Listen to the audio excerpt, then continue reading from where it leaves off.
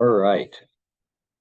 It is 12:31, so we'll take about 30 seconds and let the last few people in the waiting room join us, and then we'll jump in and get going. My name is Jeff Wingard, and I am an interdisciplinary instruction specialist with the Maine Department of Education, and I'm joined by Dr. Wilson Onu, a moose specialist with the Maine Department of Education, and we're going to be presenting today on universal design for learning and some particular aspects of UDL. So if you have great familiarity with UDL, hopefully we'll contribute something to your expertise. And if the whole idea of universal design for learning is something that's newer for you, I hope it's a great invitation to start. We have just a couple housekeeping notes before we begin. First, if you are off-site and you're in a room with other people, if you could change your name, rename yourself into the name of your district or your last name plus your district and the number of people that are in the room with you. And that will allow us to have a better idea of how many participants we have today. So if you are Steve Thibodeau, and who is the first person I see on my screen, and Steve is alone, it's just Steve Thibodeau. But if you happen to be Julia Alley and you're with 4 other people, it would be Alley, your school district, the number of people you are with. And that will just allow us to keep track a little bit better. A few things about this presentation. I hope it is interactive. I hope you come off mute or participate in the chat as often as you like. I've been in some presentations where facilitator keeps control of the mute button and really tries to get through a lot of information quickly. That is not this presentation. I will share quite a bit of information with you, but I also hope you take advantage of like the time to talk to peers and ask me questions, shoot some questions to Wilson in the chat, who's going to be facilitating all our technical things.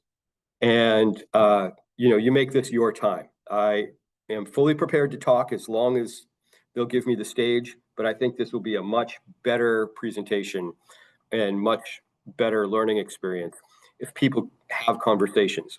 So feel free, you can raise your hand and we'll recognize that, but if you just want to come off from mute and share your thoughts or ask questions, that is perfectly fine at any time.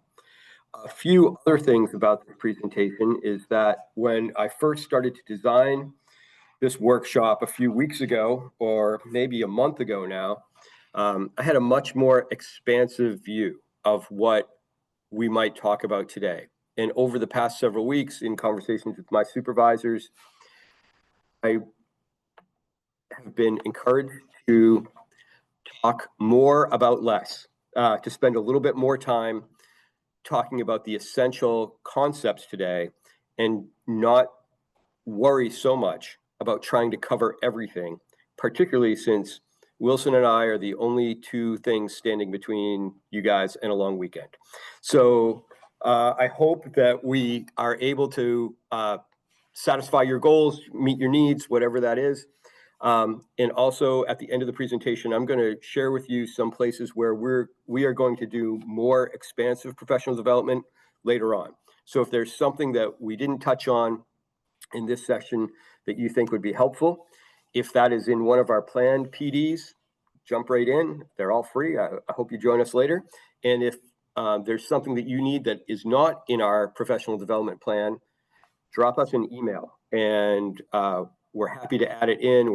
We really are working for you guys. So if there is something that you need in your district or in your classroom, we're happy to provide that. In particular, Moose provides fantastic classroom and teacher resources, and the Office of Interdisciplinary Instruction, we support teachers across the curriculum to bring different elements in. So however we can best respond to your needs, we're happy to do that.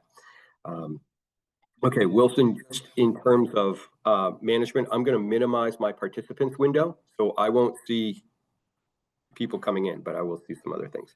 All right, so I'm going to jump right in and begin sharing my screen. And as we do that, you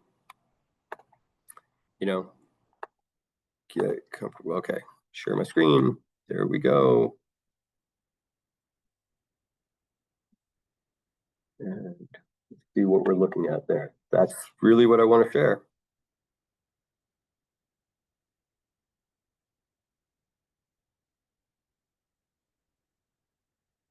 Let's see what's happening now.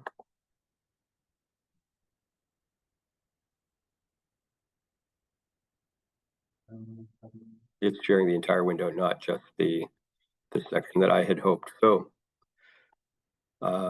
let's try this a different way. Were you seeing that? Okay. So yeah, so sharing this way, I probably will not be able to see the chat, but all right, fantastic. Thank you. Accept. Search design. Well, we'll go here. There we are, elevating student expression with UDL. Good. Okay. And these are the offices that we work in. I've shared these two graphics with you. If you, we good? Your notes as well. Oh, it's showing my notes. Yes. That's all right. Wilson's going to do some quick. And yeah, it's great that you're doing that. Now we'll share the presentation. Yeah. Thank you. No problem.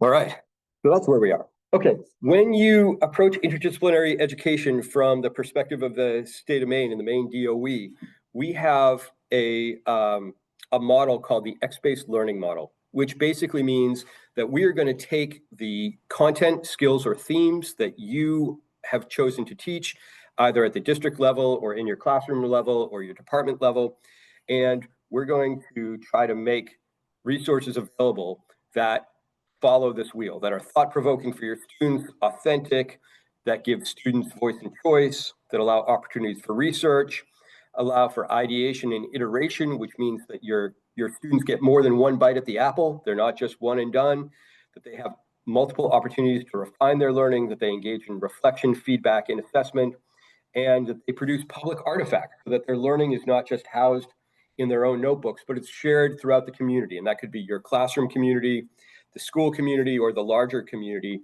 in some way that is appropriate to the kind of learning they're doing and the level of education that you're teaching at. So interdisciplinary instruction basically means we want to take the things that you feel are important to teach and help you teach them in really authentic and thought-provoking ways. One of the ways that the department does that is through the Maine Online Open Source Education Project, which is the Moose project, where we have curated lessons that are freely available, that are produced by Maine teachers for Maine teachers, that you can use and adapt in any number of ways. I was a social studies teacher for more than 2 decades. I used a number of the Moose modules, but I always adapted them to the situation in my classroom, to the curriculum that my department had chosen to teach. So it's a fantastic resource. It's a searchable library, and you can get tons and tons of information from there. So if you have not looked at the Moose library yet, I encourage you to do so, and we'll provide links to that later on. Okay, so this is where we begin. What is UDL? And if you are a UDL expert, how many people, maybe we could just put up hands. How many people have heard of or worked with UDL in the past? So I see Bree and a few people, right? Andrew has, and Danielle, good. So some people, but not all people. So let's spend a few minutes learning a little bit about universal design for learning. It is not a content area or a thematic strand. Universal design for learning is an educational framework. This is directly from the UDL website, and we'll deconstruct this a little bit. that aims to improve and optimize teaching and learning for all people based on scientific insights.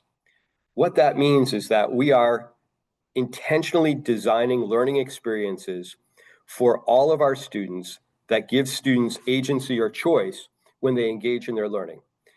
If we try to design for the average student, we miss everybody else.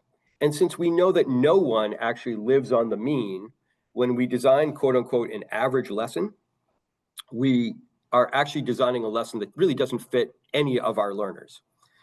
And yet we can't design, if we have 24 students in our room, we can't necessarily design 24 individualized learning experiences for 6.5 hours a day for 180 days a year. It's just not possible.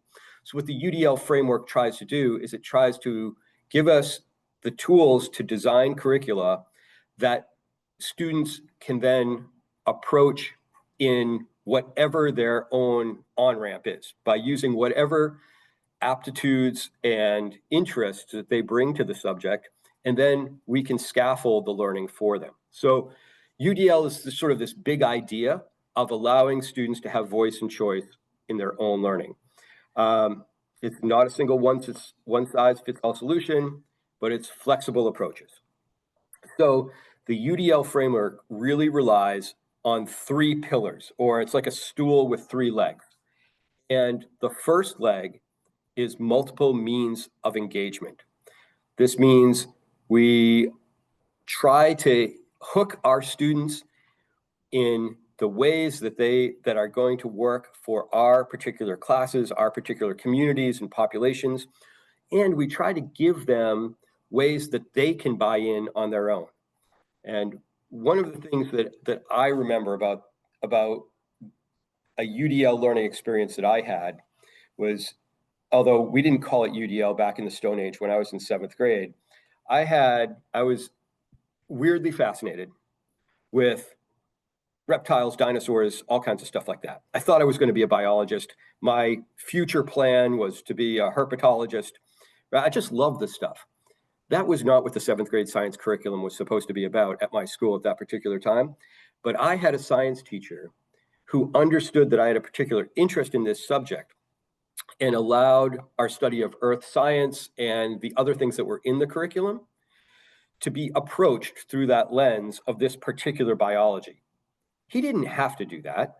He could have forced me to sit in a row and do the same quiz, draw the same map, do the same worksheet as every other student in that room. But for whatever reason, this individual realized that here was a student that was interested in learning, but the on-ramp to get him into the curriculum was different. And that is what we mean by multiple means of engagement.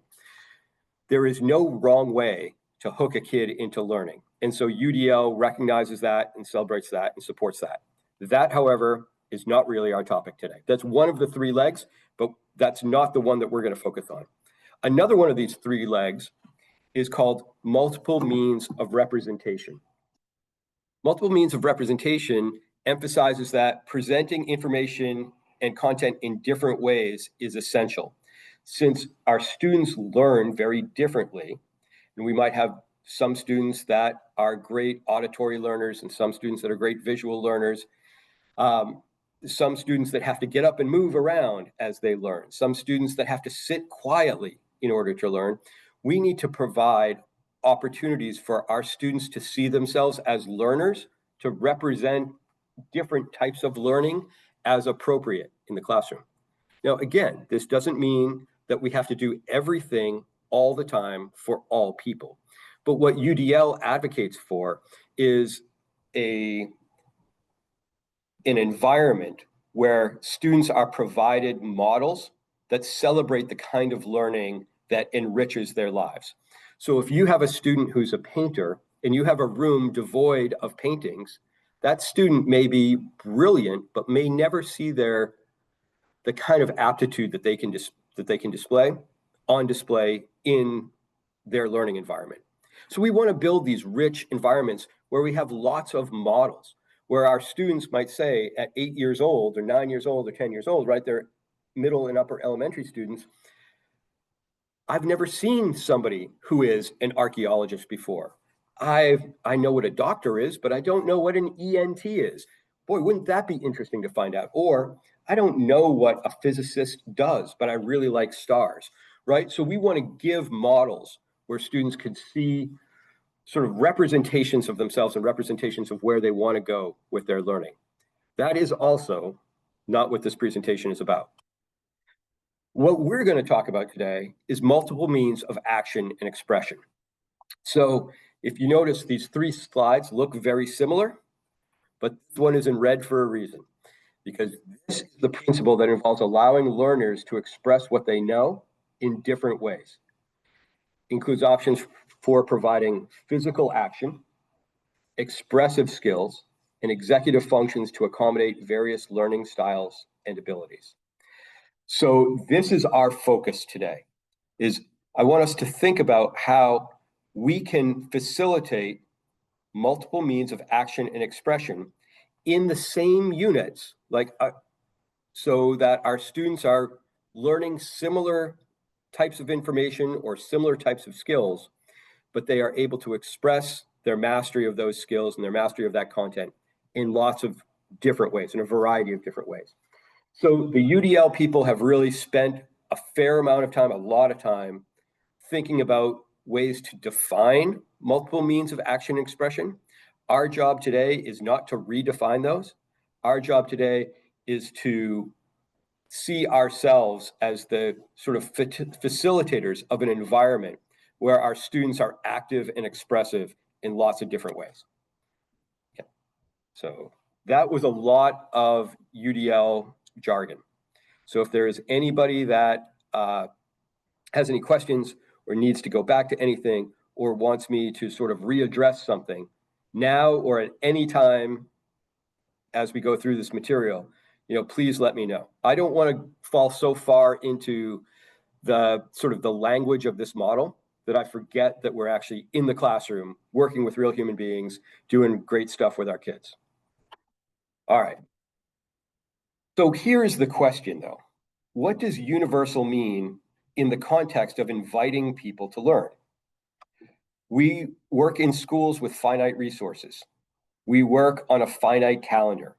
We have a curriculum that we must address. We have skills in literacy and numeracy that we know we have limited time to develop in our students. So if you could let's take like 2 minutes, drop in the chat or come off mute and share your thoughts, please. What you think when somebody describes this or uses this term universal in the context of inviting people to learn. And I'm going to stop talking for a minute and allow people to dive into that.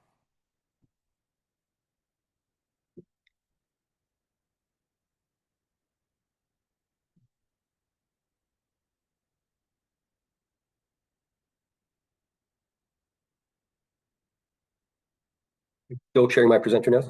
I don't mind if it does, but. Not the first one then. Where is your hair vanished? Oh, I'm sorry, I couldn't see it. It should say screen to then. And then share. Okay.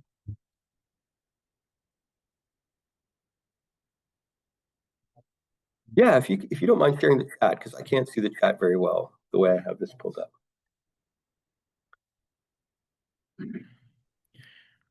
Right, we have a lot of good responses in the chat. Universal means choices, accessible to everyone, getting everyone interested, meeting at all levels, taking learning styles into consideration, accessibility for all, available to all in different ways, inclusive of all and recognizing that all learners are diverse. Great responses here. Accessible to everyone, respect for individual paths, choices in getting everyone what they need, all types of learners, inviting not just all people, but everyone in a different way, meeting different needs, creating an inclusive environment for all students to succeed through different approaches. Great one. Thank you. Yeah. These are excellent. Okay. RSU 57 is unable to change the name. Okay, thank you. I love so many people talk about building inclusive environments. And I wonder what inclusive means in this context. A lot of times when schools talk about inclusivity, we talk about inclusivity for certain identified groups, right? Are we being inclusive of students with a particular SES? Are we being inclusive of students with particular learning diagnoses and difficulties? In the UDL context, universal means that every student is considered, that the on-ramps are not just for the kid with the plan, but if we design our learning well, we're including all the 504 and IEP kinds of requirements that we have to include, but everybody else benefits from those as well. I read a really interesting article about the number of young people that watch movies with the subtitles on. And it was kind of a famous article. It came out a month or two ago. It splashed all over the news. And everyone was like, millennials love to watch videos with subtitles, and so does the silent generation or something. But for different reasons, right? One group was watching videos with subtitles to supplement for hearing impairment. Another group, the younger group, was watching videos with subtitles because it allowed them to learn the material better, that their eyes were tracking differently between the video on the screen and between the subtitles. And so hearing it, seeing it, reading it was a universal experience that all people were having. It wasn't just for the hearing impaired. It was to benefit everybody's learning, everybody's understanding, or everybody's enjoyment of those videos. That's a sort of, for me, the perfect example of universal and UDL. We're doing something that may have a particular benefit for one student, but it's going to have unknown or unquantifiable benefits for the rest of our students as well. So if we're doing UDL really well, we're helping everybody in that room. And so I really appreciate comments you made about universal, because it really strikes to the heart of that idea that we're not just building a bridge for a kid who's struggling, we're building a community, an inclusive community for all of our learners.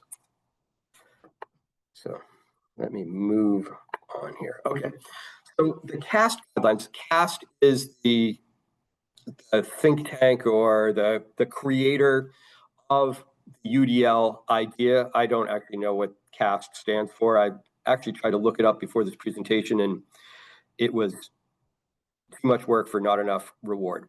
So the CAST guidelines exist.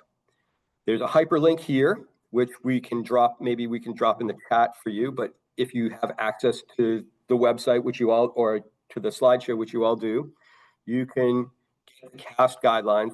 And the CAST guidelines are laid out like this: engagement, representation, action, expression. And I really like the little brain diagrams that the CAST people put with these, because it really shows what parts of our brain are being sort of excited or activated when we approach learning in this way. So activating engagement, right, excites sort of this frontal active part of the brain. Representation involves some kind of personal memory, and action expression really talks about the language areas in our brain. So I'm not a psychologist, and I don't pretend to be a brain scientist or anything like that, but I do like how the various aspects of UDL really talk to all of our brain areas, maybe with the exception of the lizard brain back here, this is our flight, fright, or freeze brain. And hopefully we're not doing that to our students as we go along. So CAST guidelines, they're there. We won't spend a great deal of time on them, but just in case you wanted a deeper dive into how these three legs of the stool articulate, this is where you would find that material. Okay, so we're at action expression. And this is where student agency is most apparent. So if you are a student and you are excited about learning, the actions that you take, the expression that you have, the way that you demonstrate what you've learned, this is where it's most apparent, right? For me, as a classroom teacher, this is what challenges me most, because I'll have somebody that really wants to draw in their journal, and somebody else that wants to stand up on a chair and tell all their friends about it, and somebody else that wants to do 3 worksheets so they have a nice binder put together and they can organize their information in a way that makes sense to them. And so how do we as teachers manage this creative chaos of action and expression? That is really our challenge. And it becomes even more challenging because we all work in the school environment where we know that our administrator could be walking down the hall at any moment, pop her head into our classroom and say, "What the heck, Wingard, is going on here? And why is there no social studies being done? Why is it just chaos in your room?" And I would, try to make sense of the chaos and explain to my administrator, this is actually where the students are demonstrating their ownership and their learning. And the fact that one kid is building a model and another kid is, writing a poem, and I have 3 kids working on a rap in the back of the class, that is a great expression of their learning. So it challenges us and it challenges our institutions to do this, but we should sort of embrace that challenge. And I would say I've also worked with fantastic administrators who are risk takers themselves and are totally willing to buy into this, like build partnerships that let you do this kind of work. And we're not just talking about this as teachers in Maine, right? This is worldwide, nationwide, and people have been sort of developing these ideas for quite a while. So I'm going to share with you a little bit of one of my favorite speakers, and maybe you've heard of him or from him before. Sir Ken Robinson passed away a couple years ago, but he did a number of TED Talks before he passed. And one of his most famous is this talk, "Do Schools Kill Creativity?" It is one of the 5 or 6 most watched videos in TED history. And we're not going to watch the whole thing, but I want us to spend 5 minutes watching the last 5 minutes of this video. And keep in mind this key question, because we'll come off mute when we're done with this, and we'll talk a little bit about how this connects to UDL. And I'm going to try to do this smoothly, and Wilson is going to save me when it fails to happen. You can put it in the chat as well. That would be wonderful. Thank you. So we're just going to keep this muted while we go through the advertisement. Skip the ad. I'm going to go up to 1503. So it's playing here, Yep. but it's not on the main screen. Okay. Do you want it on the main screen? I don't mind if it's not on the main screen as long as it is on the screen that you can see. Are you seeing the video? No, we're on. Okay. You are not? No, that's what's showing. The main screen. Okay. So we can put. So I need to You stop can sharing. and no, share again. And just pick where the video is. The video. Is that the video? Yep. Just to share that. Thank you. No problem. Are you good? Turn the sound.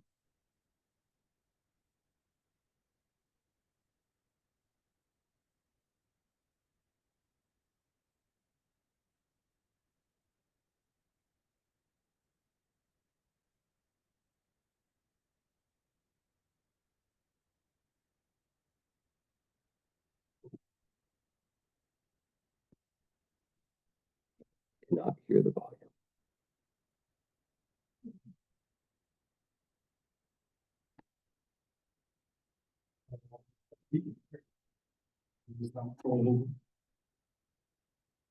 Are you muted?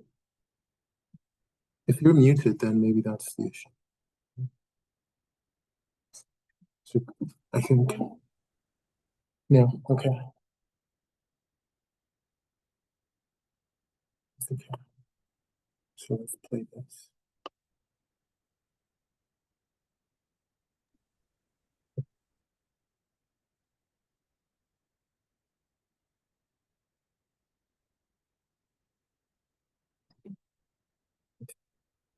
Turn to table control sharing.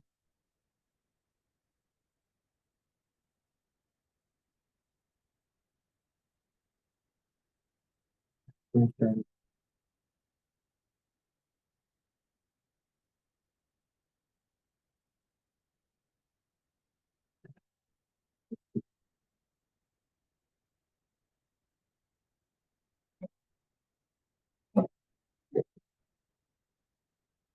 You can do this. There's a couple of you share the video. Okay. So, let me-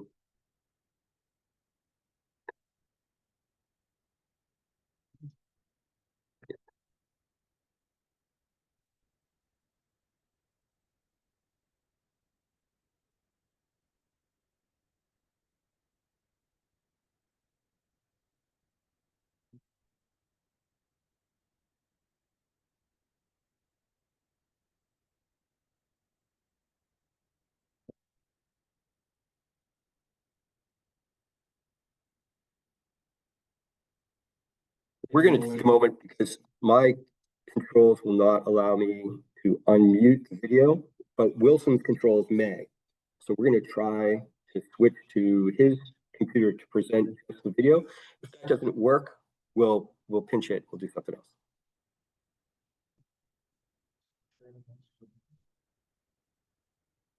Oops.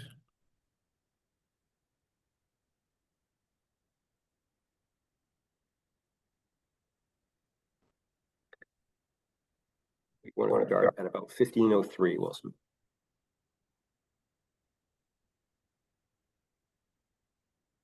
Mm. The volume as well is not. Yeah. But it's okay. 1 second.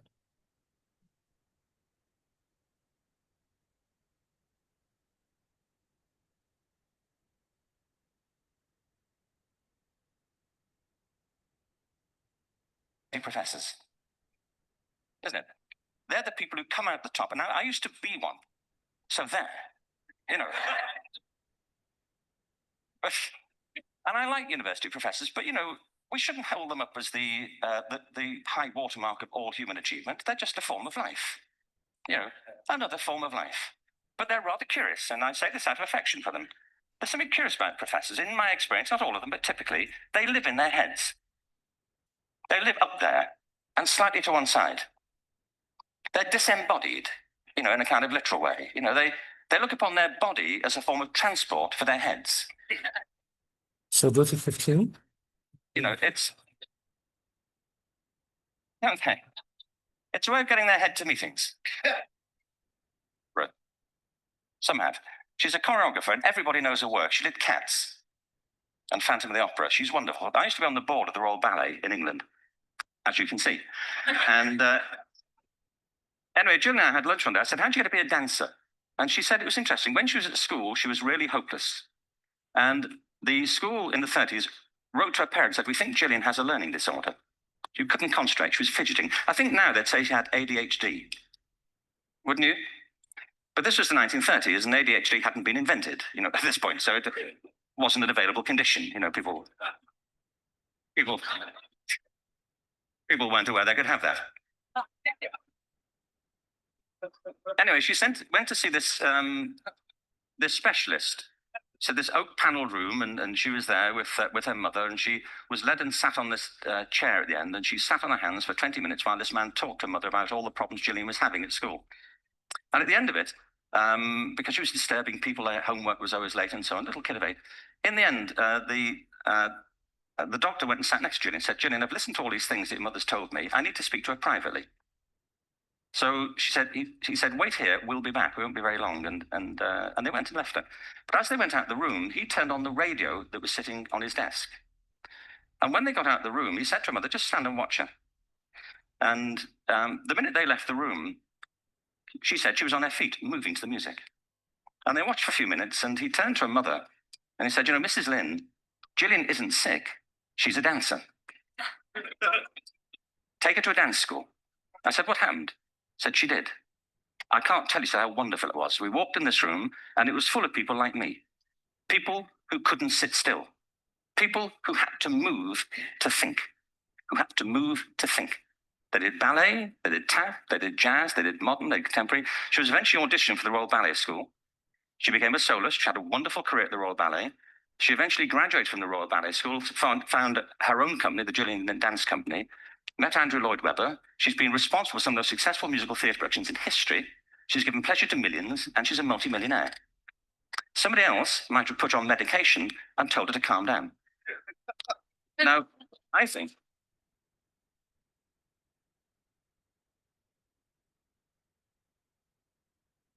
what I think it comes to is this. Al Gore spoke the other night about ecology and the revolution that was triggered by Rachel Carson. I believe our only hope for the future is to adopt a new conception of human ecology, one in which we start to reconstitute our conception of the richness of human capacity. Our education system has mined our minds in the way that we strip mine the earth for a particular commodity. And for the future, it won't serve us.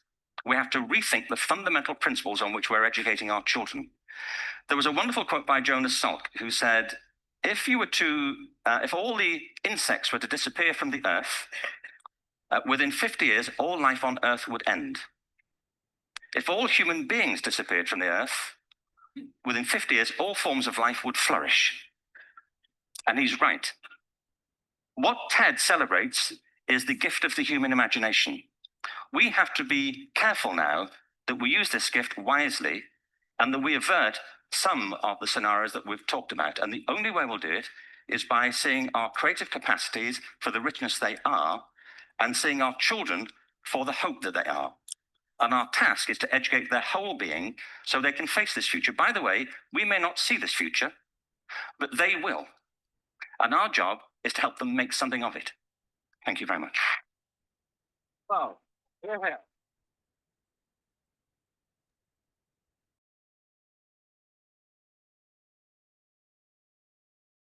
Thank you very much.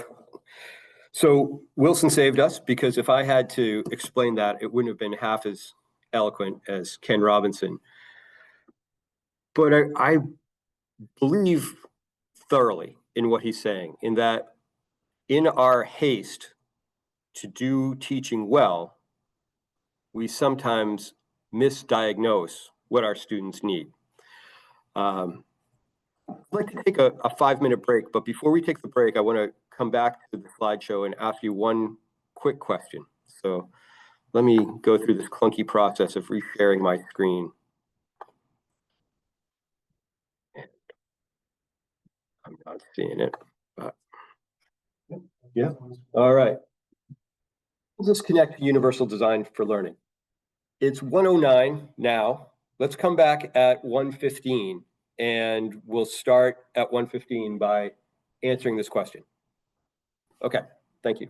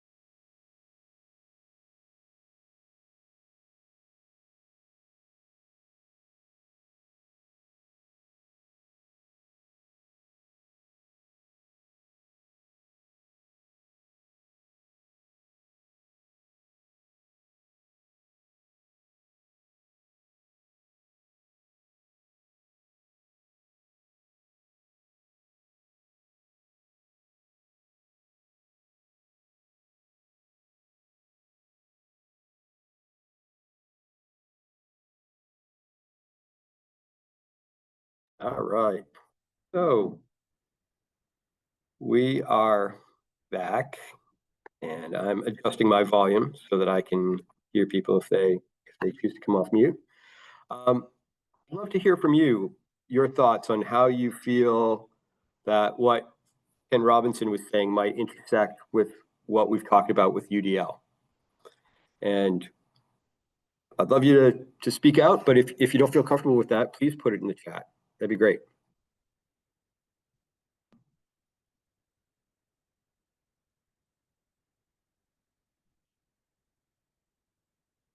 Or maybe a different way to say that is, what was universal about the approach that Ken Robinson was advocating?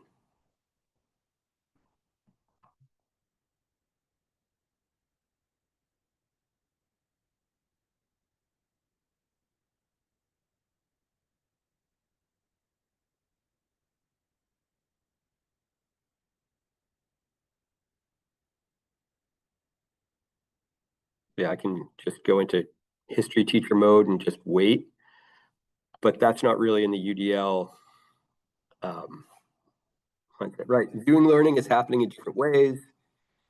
Find what works for the individual, meet students' needs through expression, allowing learning to look different for everyone. Yeah. How difficult is that when I have a 20 by 30 foot box with 24 chairs in it to realize? Not everyone will learn the same way in the same time. Time is very important. Recognize each person's gifts. Laura, I like how you said that, because a lot of times we focus on challenges and we don't focus on interpreting those, what could be barriers, as really strengths or alternative pathways to learning, right? Let students flourish by exploring and not feeling confined to just that teacher style of learning. Yeah, I know that I am a book nerd. Like, I've known it since I was a kid, right? And I know that there are kids who love to read, but there are lots of kids who also love to draw and love to paint and love to move and love to dance in Ken Robinson's speech, or whatever it is, right? And so putting my biases aside and allowing students to express themselves freely, and then recognizing that that expression is this demonstration of their learning, is difficult for me. It has been difficult for me. I try to do better with it all the time, but I know. Be okay with trial and error. That's awesome, right? Sometimes you don't know until you try. And sometimes the trial doesn't work as great as you'd hoped, and sometimes it works better. And sometimes it's 50-50. It works better for some students and worse for some others. So, right, there's no one way, but the UDL modality is to offer challenge by choice, give our students choices in what they learn, how they learn, and how they express their learning. And so the more we can do that, the better off we're going to be.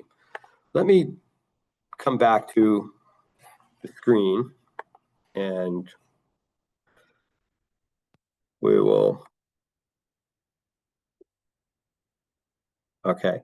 So I'm sharing on the screen, but I'm not sharing on my screen, Wilson. I'm not sure what I'm doing wrong. I'm going to minimize this screen and try to do this. Stop sharing. And then go back to your presentation. Is your presentation currently up? Yeah. I can't see it. Can you see it? No.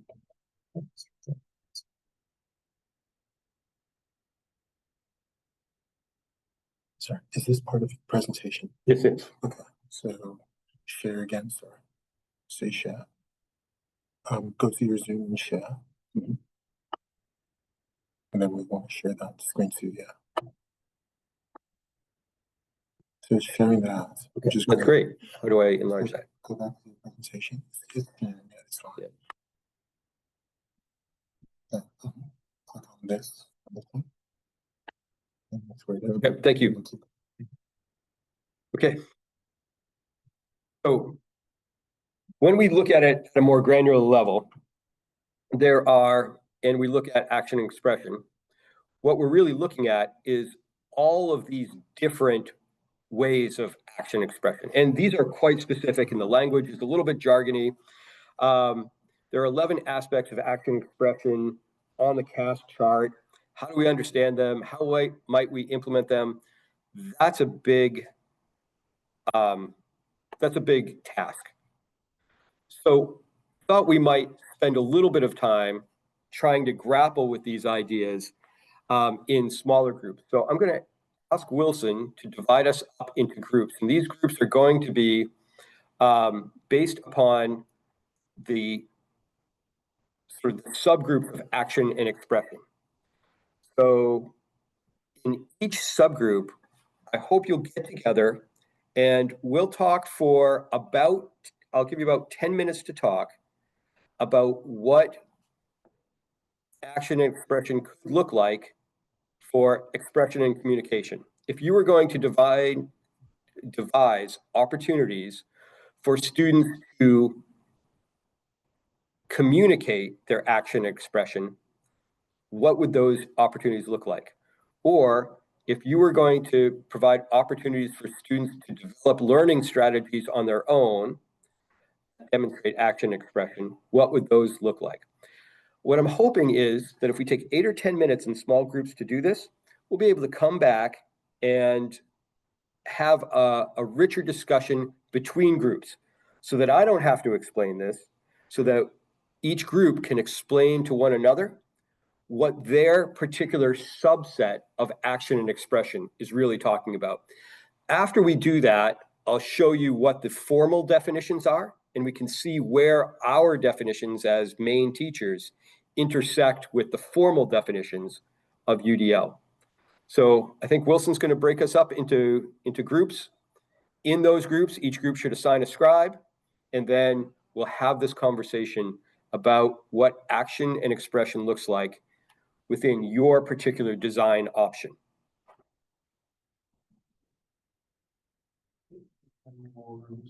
Okay. You just tell them if they are 5 people, sorry, if they are all together alone, that they're in their own separate rooms. Okay. If you are, that's a great comment. Wilson just reminded me that if you are in a room at your school and there are 5 or 6 people in your room, you are your own group. That's fine. You don't have to join another group. But if you are online, please join one of the breakout rooms and have this discussion.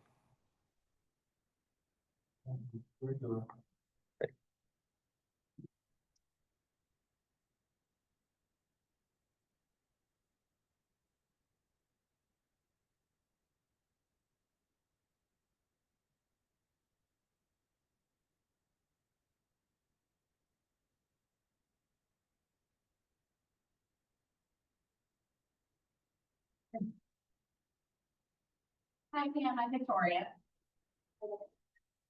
You want to? We're talking about Sorry, you can go back to where. How many minutes do you? just that what could action expression to get back to you. Sorry, I didn't mean to mess up your.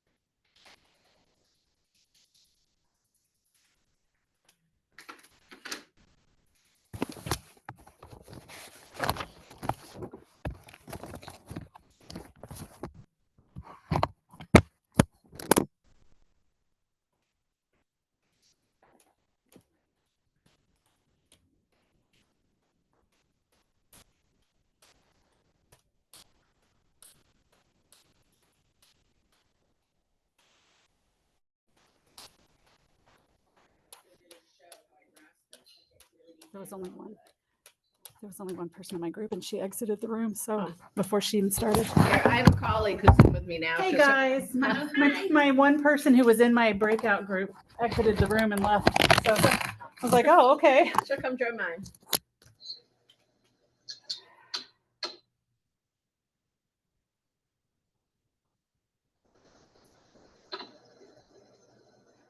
Oh, okay.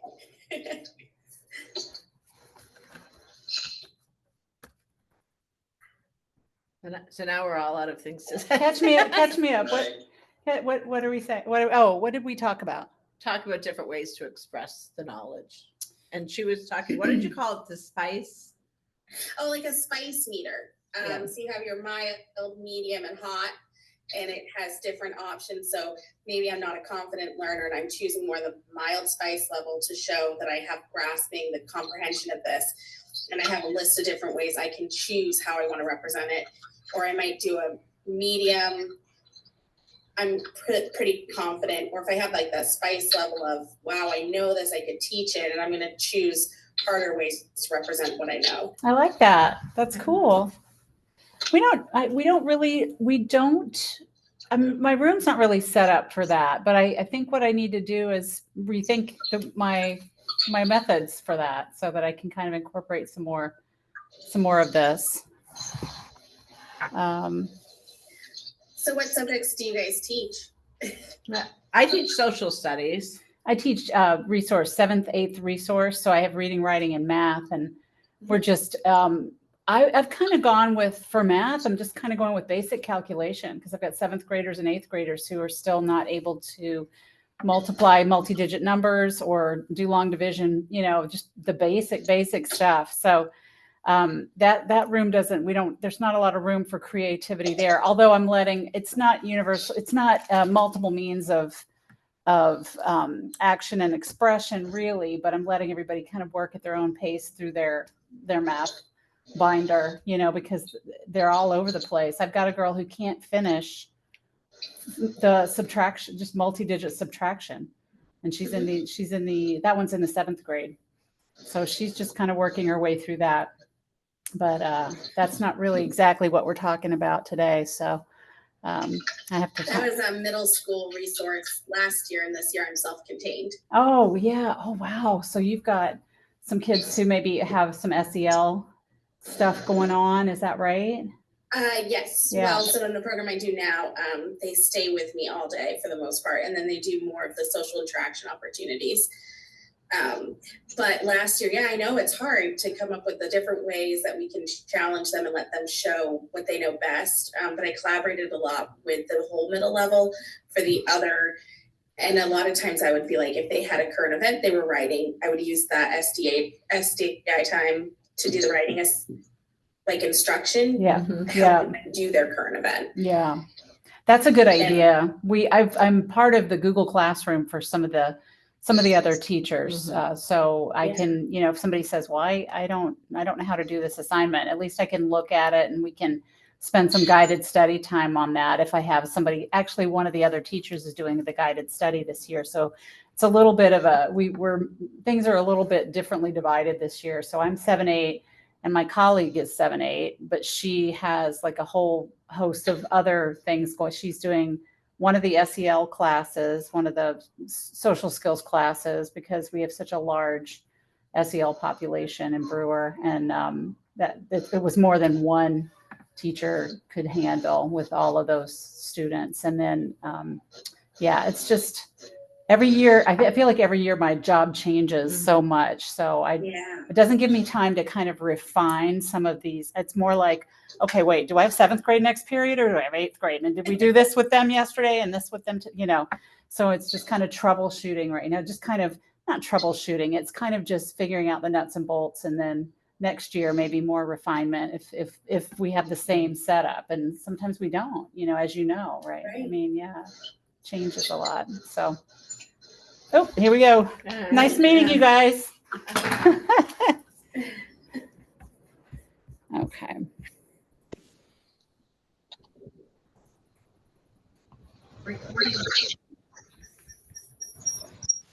No.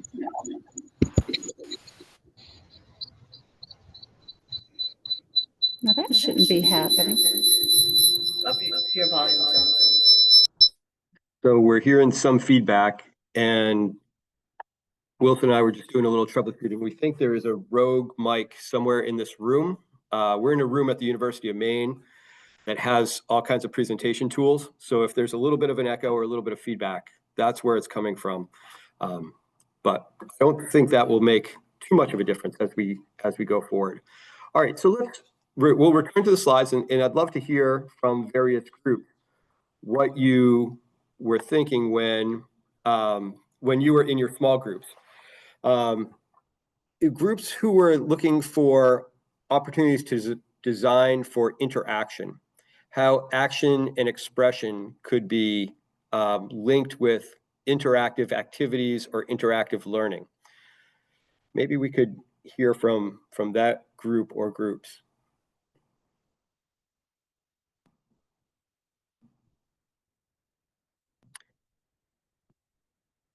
We didn't assign each group a title, did we? So groups got free choice. Okay, so maybe no groups chose interaction.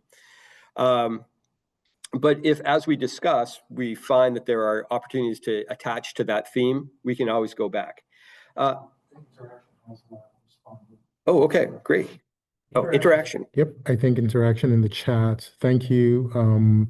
School Union 93, interaction, playing games, think, share, pair, project-based learning, social stories, turn and talk, problem-solving, role-playing, collaborative games. These are examples. Yeah. And I think Bree was in a room with interaction as well, embedding flexibility into the design of physical spaces like flexible seating and lighting and so forth. Great. RSU 57, interaction, moving freely between learning centers in our pre-K and K classrooms.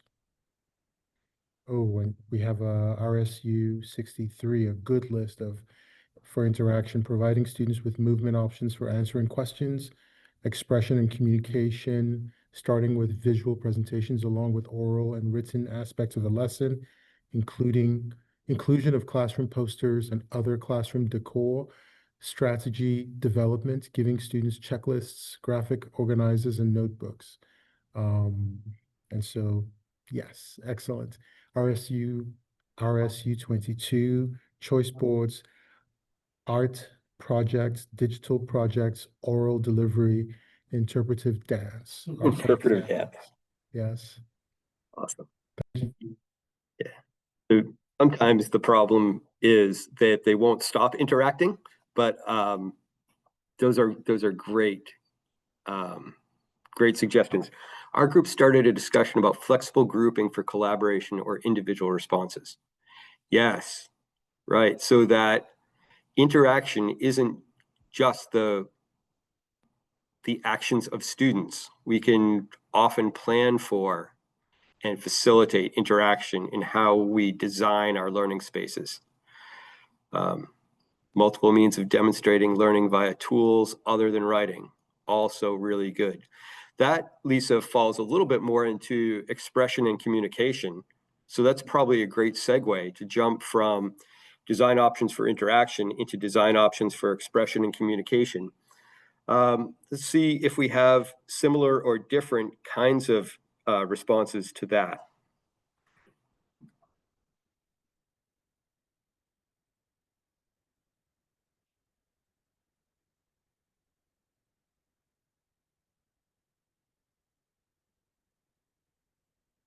Mhm.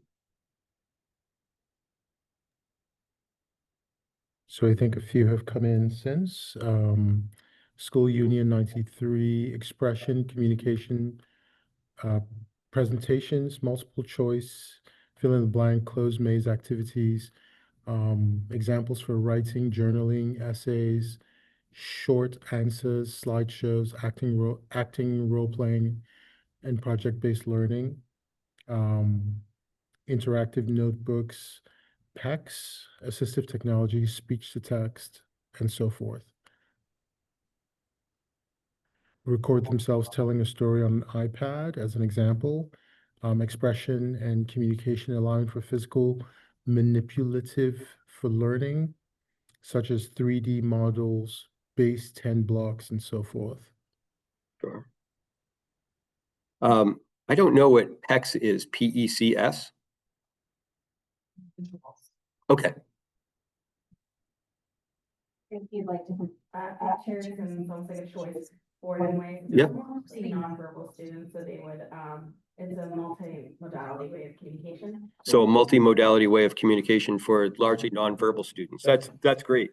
So for somebody who hasn't worked in a self-contained classroom before, right? Sometimes I'm not familiar with the acronyms and things.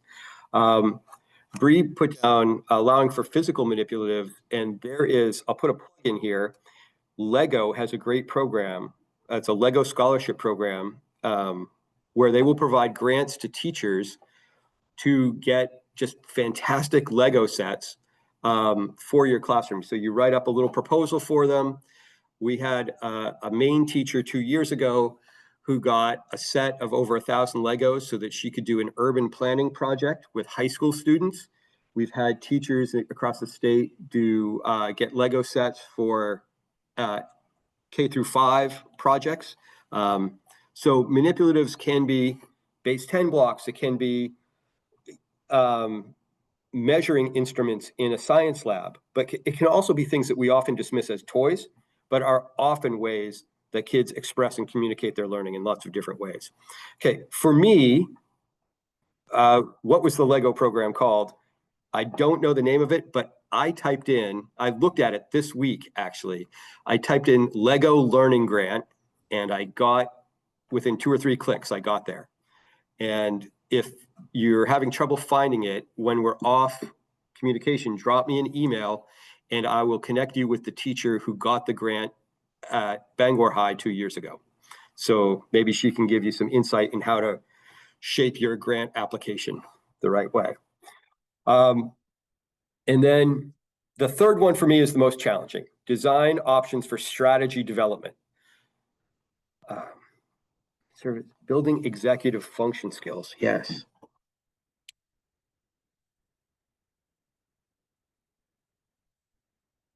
Good.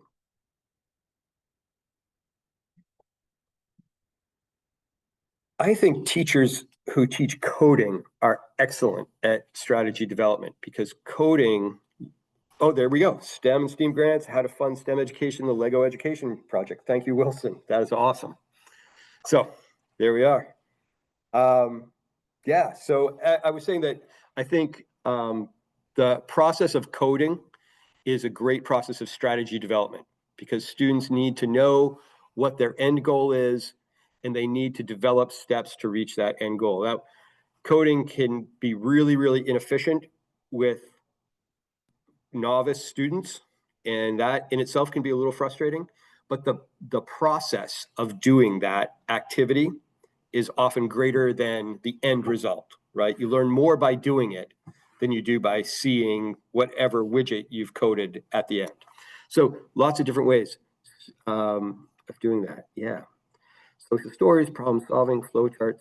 Yes. SOP posters, fantastic. Self-reflection, making connections. And self-reflection is a lot of the sort of the self-check on the work here. Let's take a few minutes and see what UDL people think about these ideas. They don't write them down in as teacher-friendly language, right? So design options for interaction, interact with tools and environments that make learning physically accessible, open doors to learning with accessible tools and devices. It sort of seems like they're talking in circles a little bit. right? And design options for expression and communication. A lot of things that we said here: express learning in flexible ways, share thoughts and ideas using tools that complement the learning goal, apply and gradually release scaffolds to support learner agency. We didn't talk about scaffolds to learning so much, but I think that was sort of inherent in the conversations that you were having, that you were allowing students to sort of rely on structures in their classroom to support their learning and honor a wide variety of forms of communication. We certainly heard that from all of you. And development options for strategy, design options for strategy development, practice setting challenging and authentic goals, formulate plans for reaching those goals, support organization using tools and processes, analyze growth over time and how to build from it. That's a lot of that self-reflective piece, and work toward building more inclusive spaces and systems, right? And we've heard that from a number of people in a number of ways about how it's not just the intellectual space we have to give students, but we have to give them warm learning environments. So here is a little sort of mini exercise.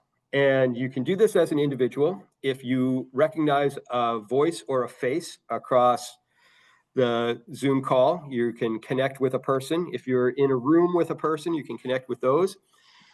Go back through and choose one of the design options we just described. And what I mean is choose one of these bullet points that we just described. And it might be one that you feel comfortable with and you use, or it might be one that you feel challenged with. Define this in your own words and share with a partner why you chose this kind of action expression. You don't have to write anything. This is a 1-minute exercise, but it's going to inform our next activity. So we're going to go back to this list for 1 minute, and your job is to choose one bullet point that you either love or hate. And I will be silent for a minute.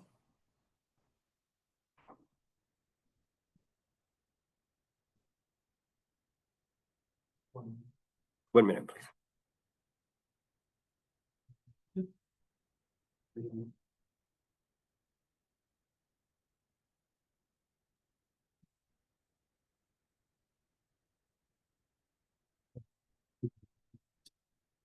Okay. I just tried to click on it. Only says you don't have permission. So you need to change the settings.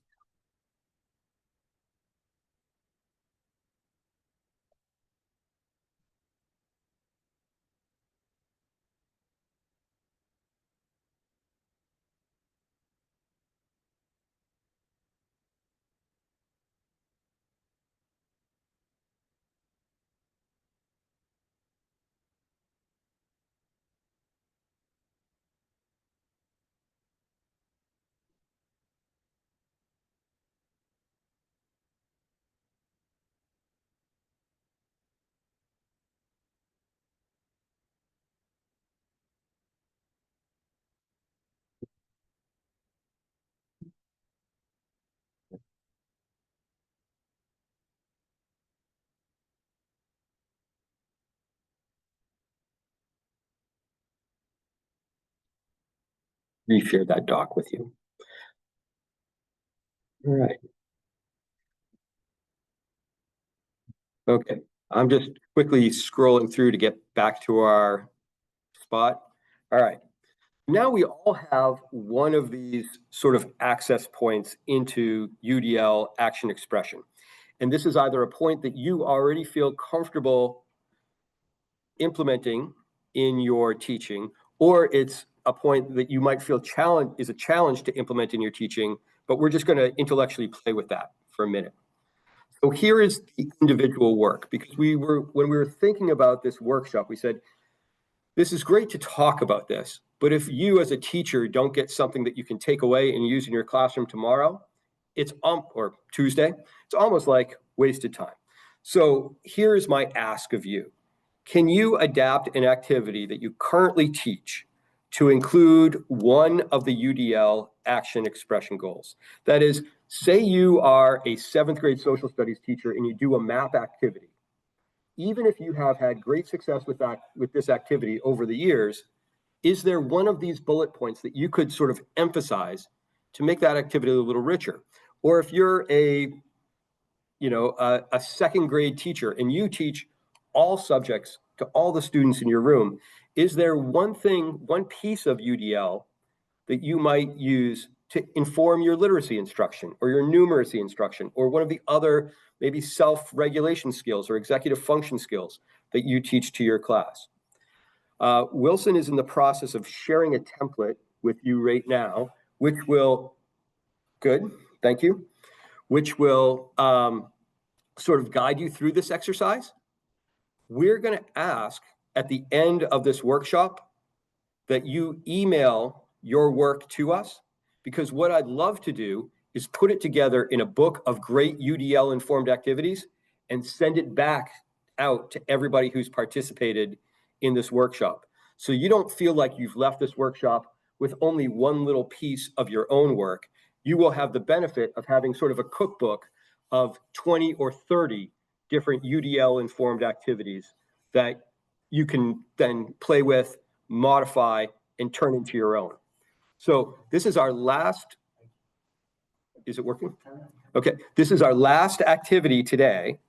It's going to be an individual activity. We're going to come back at the end of this, talk a little bit about it, and then hopefully you'll have the opportunity to share those with Wilson and I so we can put together this activity book that we can then share back out to you early next week. So I'm going to leave this slide up here and we'll give maybe 15 minutes on the clock, which will put us back here at 2 o'clock and give us a little bit of time to share out. To the access. Mhm. What you- 15, please.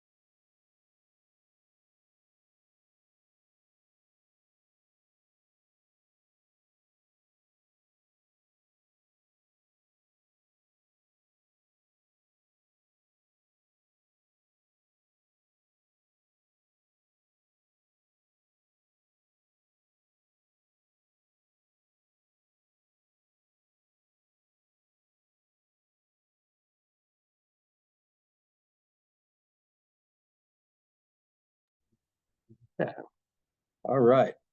Welcome. Okay. Welcome back. We will, well, Aaron asked, do we put the link to our doc here?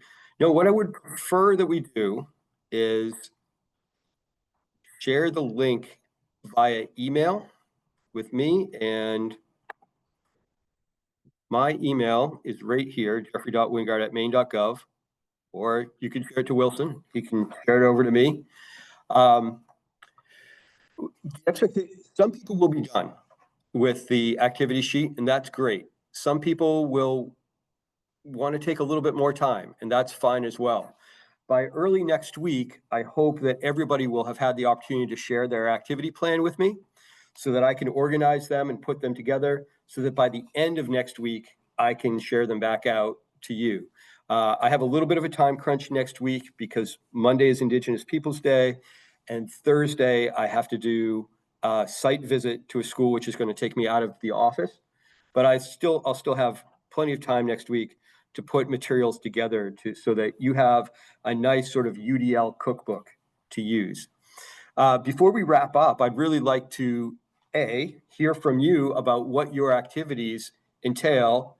B, talk to us all about what we're doing next, or where do we go next with UDL planning. And 3, to give you some resources that you can use immediately in your classroom. So the first of those is hearing from anybody that would like to share about the activity that they did their little write-up on.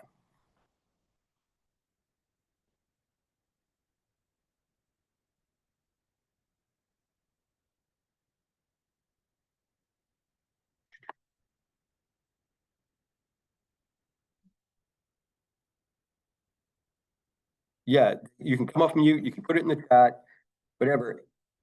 Don't worry if you don't want to share right now, because you'll see them next week. But if I wanted to give people the opportunity, if you're really excited about something you're working on, or if you're particularly challenged by something you were working on, I wanted to give us a second to kind of debrief with that. So School Union 93 did a lesson about fire drills. So what is explain the UDL link to fire drills.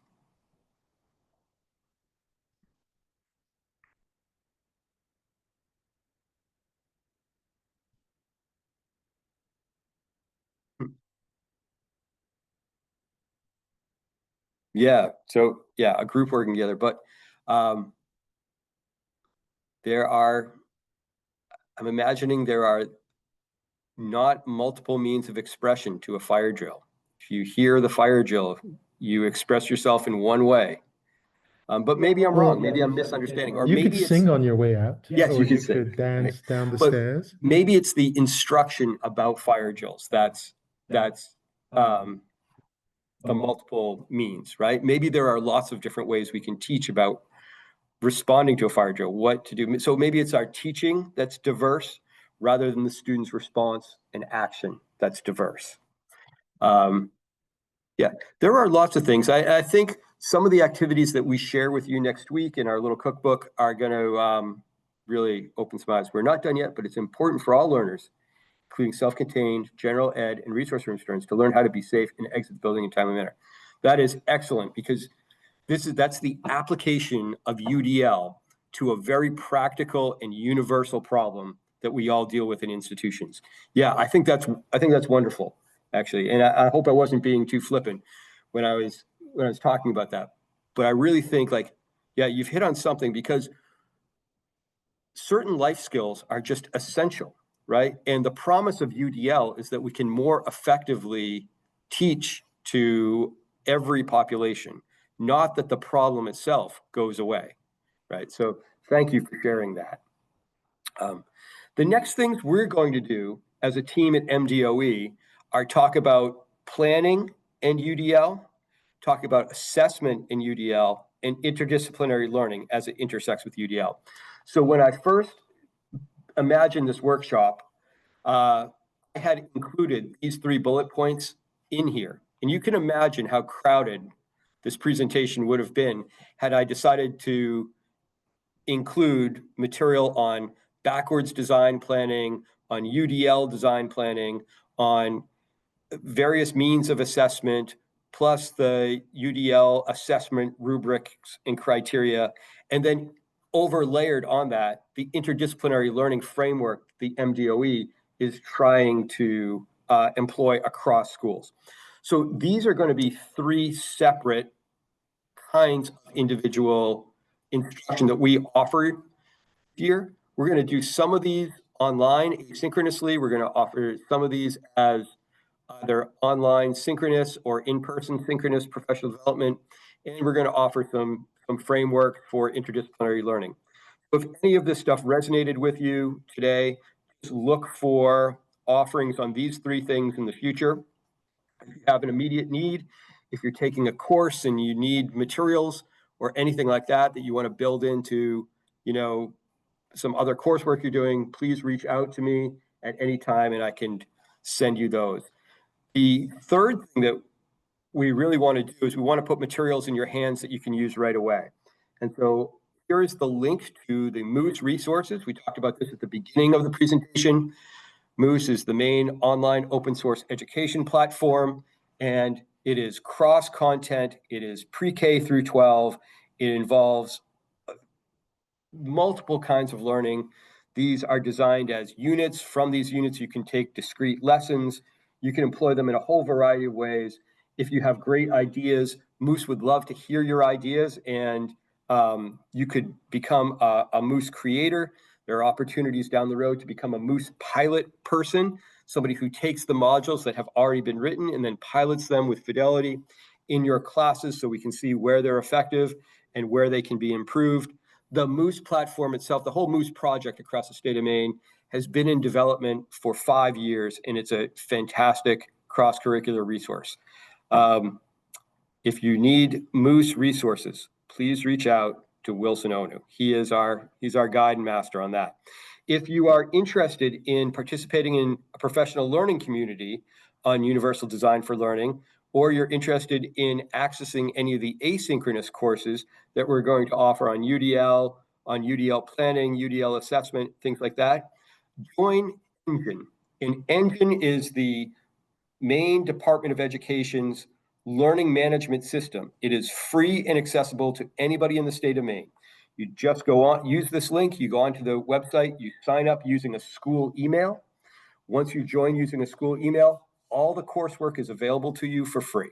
So you can earn credentials there, you can earn recertification credit there, but more importantly, from my perspective, is that we can develop professional communities that help each other out to implement some really innovative ideas across the state of Maine so that the MDOE expands its influence from, our traditional service centers, which tend to be in the central part of the state, to really across the state. It's really important to me that we grow our professional learning communities. And the way we can do that for free is by using this tool called Engine. You can attend virtual support hours. These will be posted on the MDOE website, and we're going to send out materials to you. But for example, we're going to have monthly office hours for social studies teachers. We have monthly office hours for STEAM involved teachers and for literacy and numeracy instructors and things like that. And then finally, make incremental change. We can't change everything overnight. We don't want to change everything overnight because Maine schools do some things very, very well. But we know that there are gaps, and the gaps in one school might be different than the gaps in another school. And so by making the small changes that you can in your classroom, with your students, in your learning community, we can sort of enrich the whole system. We can make the whole system work better. So that is sort of my final plea to you. We have one more thing in the chat. Wilson just dropped in the session feedback form. If before you log off today, you could complete that form. I really appreciate your willingness to attend today on a Friday afternoon. I appreciate your willingness to hang in there despite my technical challenges.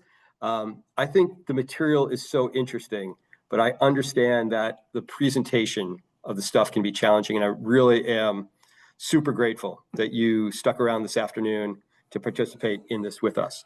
So we're going to leave the meeting open for a few minutes so that people can access the feedback form and things like that. If not, have a great Friday afternoon and have a great long weekend. Thank you.